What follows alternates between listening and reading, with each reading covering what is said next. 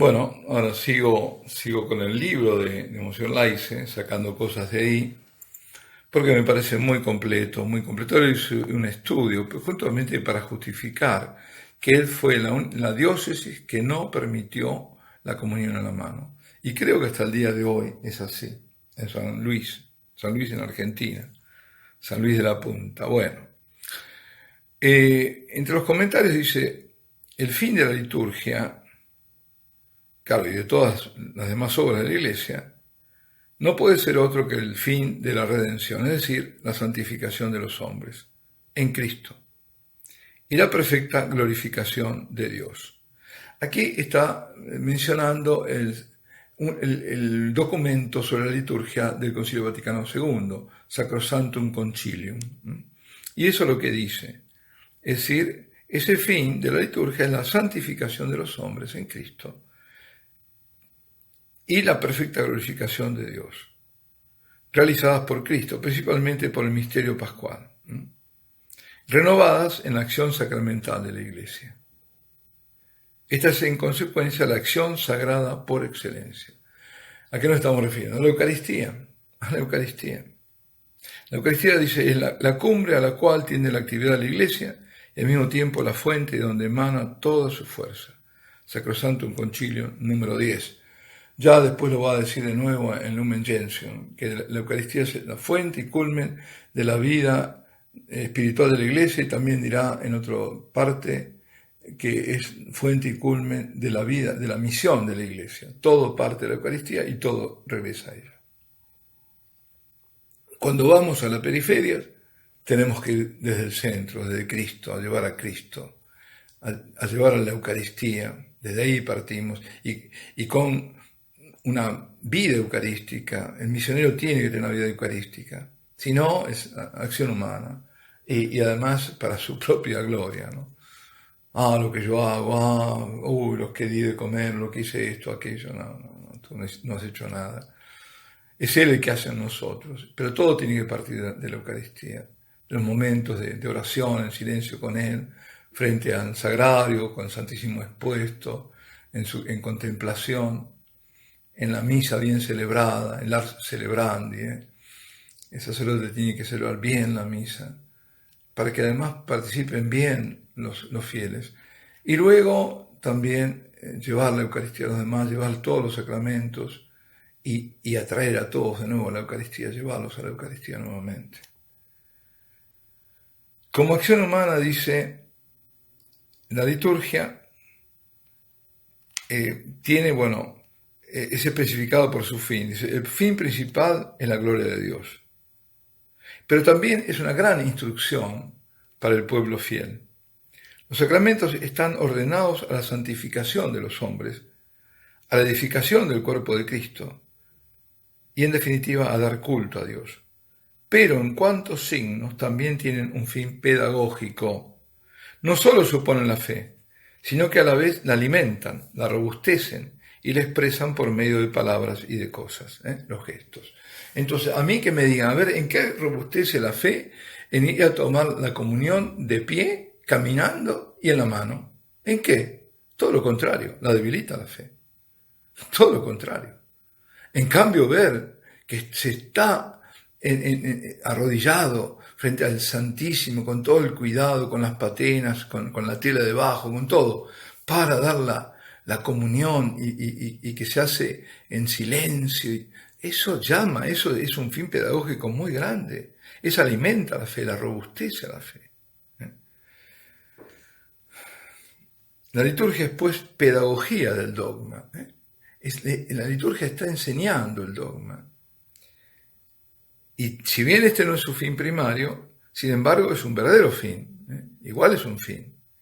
Por las acciones, por las palabras, por los cantos, por los gestos, los fieles ven todos los días, cotidianamente, significadas las verdades de la fe. Esto es muy importante. Y por eso mismo los cambios en la lex supplicandi, es decir, en la liturgia, pueden llegar a crear entre los fieles dudas, confusiones y hasta errores. Y vaya si lo hacen, vaya si lo hacen. las cosas que yo he oído, me he tenido que enfrentar. No las quiero contar, simplemente es que me dan hasta pena, tristeza, con personas que exigían de cualquier forma, como a ellos le pluguiese, le dieran ganas, recibir la comunión. Con una sola mano, porque me la negó, usted no tiene ningún derecho, usted es un empleado, al sacerdote. Pero es increíble, pero a eso se llega. A eso, es decir, hemos caído como en un barranco, ¿no? Precipitándonos, y todo esto, la comunión, en la liturgia, la devastación litúrgica en general, como decía el Papa Benedicto, ha provocado la pérdida de la fe y todas estas consecuencias que vemos, es decir, de aquellos polvos, estos lodos, ¿no? Por eso, en Sacramentum Caritatis, en Sacrosanctum Concilium, en el número 23, dice: para conservar la sana tradición y abrir con todo el camino a un progreso legítimo, no se introduzcan innovaciones si no lo exige una utilidad verdadera y cierta a la Iglesia. Ahora, me dicen cuál fue la utilidad verdadera y cierta a la Iglesia, de pasar de la forma más reverente y que mejor expresa el misterio a la otra, que además me trae problemas de más que posibles profanaciones. Que alguien lo diga. Por ejemplo, Juan Pablo II, en el número 33 de Mediator Dei, da un ejemplo en su encíclica, de esta clase, en su encíclica Dominique Cene.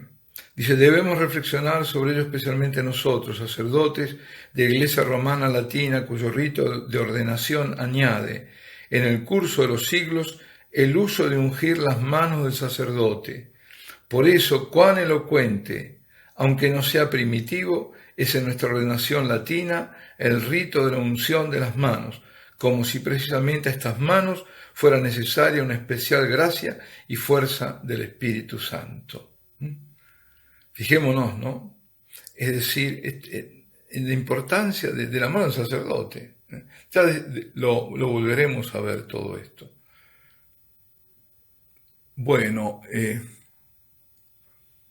también vemos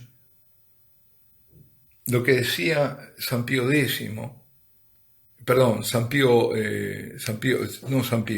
el Papa Pío XII, perdón. Advertía él que la liturgia de los tiempos pasados merece ser venerada, sin ninguna duda, pero un uso antiguo, por el mero hecho de su antigüedad, no ha de ser considerado más apto y mejor ya en sí mismo, ya en lo que respecta a los tiempos sucesivos y las condiciones nuevas. También son dignos de estima y respeto los ritos litúrgicos más recientes, porque han surgido bajo el influjo del Espíritu Santo, que está con la Iglesia siempre hasta la consumación de los siglos, y son medios de los que la ínclita esposa de Jesucristo se sirve para estimular y procurar la santidad de los hombres. Es por esto que no es prudente, no es loable el reducirlo todo de cualquier modo a lo antiguo. ¿Por qué se dice eso? Porque ahora, ¿por qué lo traemos a colación? Porque una de las cosas que se dijo para poner la comunión en manos es que antes se hacían, al comienzo se hacía, pero ¿por qué se dejó de hacer? ¿Por qué se dejó de hacer? Y hasta prohibir, y lo hemos visto, y hasta con excomunión. Porque primero se comprendió que la mejor forma y la que mejor reflejaba todo el misterio, la forma de mejor, reverenciar a Dios era en la boca, donde nos humillamos, donde nos hacemos pequeños, donde nosotros no nos damos el don de la Eucaristía, sino la Eucaristía es un don que nos es dado, y dado de la mano del ministro. Eso es. Pues esa es la forma mejor.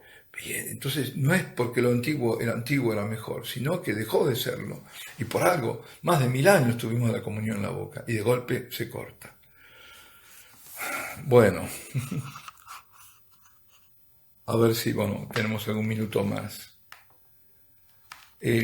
Aunque la Iglesia reconoce el cambio legítimo, sin embargo, considera que hay que reprobar totalmente la temeraria osadía de quienes introducen intencionalmente nuevas costumbres litúrgicas o hacen renacer ritos ya desusados y que no están de acuerdo con las leyes y rúbricas vigentes. Debemos tener en cuenta que revertir el curso de un desarrollo volviendo a una etapa anterior no es un desarrollo, sino una corrupción. Es lo que se hizo, una corrupción. La vuelta a una forma antigua no es por sí mismo un motivo de tranquilidad, menos aún cuando esa forma fue abandonada primero, desechada luego y finalmente prohibida por su imperfección. Además, nos demuestra palmariamente, lo demuestra Monsieur Laize, que con las reformas estas, a pesar de haberse pedido que no se hiciera, lo hicieron. Es decir, la introducción de este uso ha sido ilegal y abusiva, dice. Y eso lo da a entender las palabras de la propia instrucción, a pesar de su tono caritativo. Porque dice, con las reformas indicadas en algunas comunidades y lugares se ha practicado este rito, a pesar de no haberse pedido antes la aprobación de la sede apostólica. Es decir, lo hicieron igual. No les importó nada. Un pepino, como decimos. Y el propio Monsieur Bonini, que bueno, es todo otro capítulo, Monsieur Bonini, porque él fue el secretario en toda esta reforma, en su obra La Riforma Litúrgica, dice, nos da abundantes datos de la historia de la introducción de este uso. Resumiendo, se introdujo abusivamente en algunos países, Alemania, Holanda, Bélgica, Francia, el uso de dar la comunión en la mano de los fieles. Se introdujo, lo dice el propio Bonini, si lo dice él, abusivamente se introdujo. Desde el principio hubo una firme oposición de la Santa Sede. El 12 de octubre de 1965 el Concilium escribía al cardenal Alfrink, consérvese el modo tradicional de distribuir la Santa Comunión, es decir, en la boca. El Santo Padre no considera oportuno que la sagrada partícula sea distribuida sobre la mano y consumida después por los fieles de distintas maneras, y pide, por lo tanto, vivamente a la conferencia que dé las oportunas disposiciones para que se vuelva en todas partes al modo tradicional de comulgar. Pero, dice Bonini, estos y otros reclamos no tuvieron efecto. Bueno, aquí vamos a detener. Alabado sea Jesucristo, sea por siempre bendito y alabado.